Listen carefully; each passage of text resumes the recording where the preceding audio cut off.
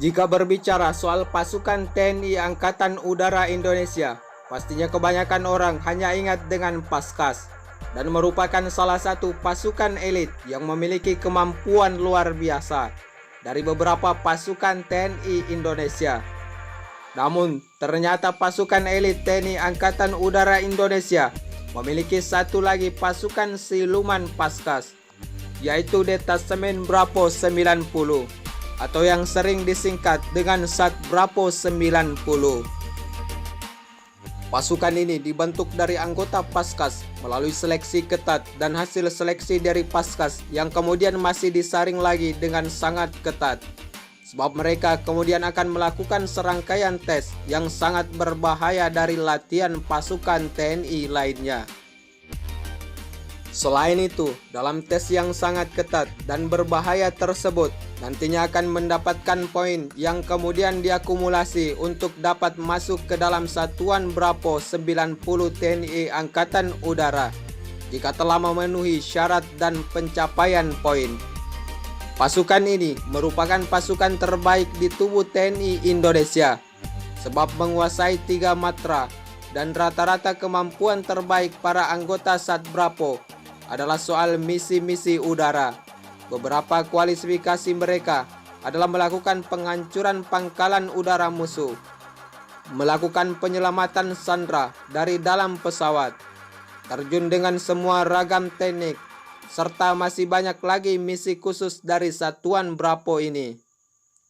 Meski mereka dari Angkatan Udara Indonesia, tetapi Sat Bravo sangat menguasai matra darat dan laut. Untuk itu, mereka juga berbekal kemampuan menyelam dan tak kalah gila dari pasukan Katak. Selain itu, pasukan ini mampu menyerbu darat dengan berbagai macam teknik, seperti ala Sat Gultor atau Raider. Sat Bravo sendiri adalah pasukan yang bisa ditempatkan di mana saja sesuai dengan kebutuhan pertahanan Indonesia. Latihan dari satuan ini sangat berbahaya dan mematikan, sebab salah satunya adalah penggunaan peluru-peluru asli di dalam setiap latihannya. Dan dari training, mereka juga dikondisikan seperti benar-benar perang sungguhan. Hal yang paling mentereng dari latihan Sat Bravo ini adalah training menembak mereka. Seperti yang kita ketahui, kalau satuan ini dijatah peluru paling banyak dibanding pasukan elit lainnya termasuk Denjaka. Hal ini dimaksudkan agar para anggota Sat Bravo benar-benar punya kemampuan menembak yang mematikan.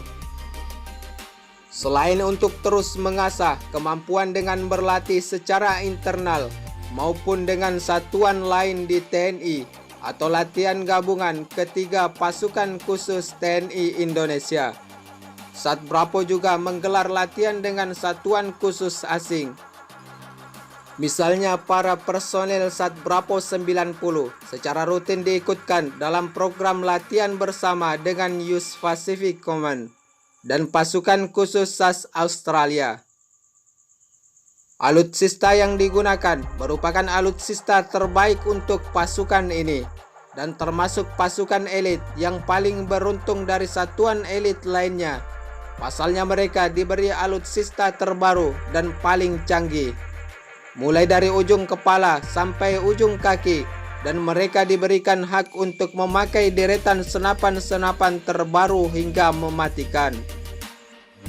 Selain itu, hak spesial lainnya dari Sat Bravo adalah bisa menggunakan semua pesawat milik TNI Angkatan Udara untuk misi mereka, mulai dari pesawat pengangkut sampai jet tercanggih TNI. Dan dengan semua alutsista ini, Sat Bravo menjadi pasukan yang sangat mematikan. Di dalam satuan ini, Sat Bravo terbagi atas 3 tim khusus atau tim operasional. Di antaranya adalah tim Alpha 1 yang memiliki kualifikasi intelijen, tim Alpha 2 yang bertugas khusus perang hutan atau kota. Adapun tim Alpha 3 adalah melakukan counter teroris. Ketiga tim ini telah dibantu oleh tim Banik atau bantuan teknik. Kemampuan pasukan ini telah teruji dan sudah terlibat dalam berbagai misi pasukan dan dibentuk pada tahun 1990-an. Dan selang 2 tahun kemudian, mereka langsung diterjunkan ke lapangan. Misalnya dalam operasi pengamanan KTT di Jakarta pada tahun 1992. Beberapa misi lainnya yang pernah dilakukan Satbramo antara lain pemulangan TKI Tiongkok, misi geser tim-tim, konflik Ambon, serta tergabung bersama Kopassus dan Taifib di misi Aceh.